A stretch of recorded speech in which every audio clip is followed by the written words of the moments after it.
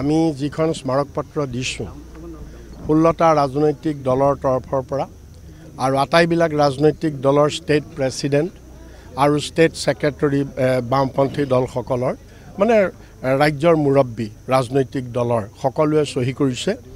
আৰু এই চহী কৰি আমি যি মহামান্য ৰাষ্ট্ৰপতিলে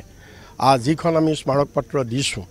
এই স্মাৰকপত্ৰত আমি স্পষ্টভাৱে লিখিছোঁ দুটা কথাই আমি লিখিছোঁ। এক নম্বৰ কথা যে কাখন ৰিপিল কৰিব লাগে, ৰাষ্ট্ৰপতিৰ আমি হস্তক্ষেপ বিচাৰিছোঁ যে এণ্টি কনষ্টিটিউশ্যনেল এণ্টি নেশ্যনেল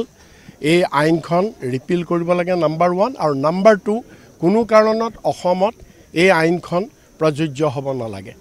আৰু যিটো কথা ওলাইছে গৃহমন্ত্ৰী ডাঙৰীয়াই কৈছে যে লোকসভা নিৰ্বাচনৰ আগতেই অসমত বলবৎ হ'ব এই বুলি তেওঁ যিটো ঘোষণা কৰিছে আমি সেই পৰিপ্ৰেক্ষিতত ৰাষ্ট্ৰপতিৰ আমি দৃষ্টি আকৰ্ষণ কৰিছোঁ যে কোনো কাৰণত অসমত এই প্ৰয়োগ হ'ব নোৱাৰিব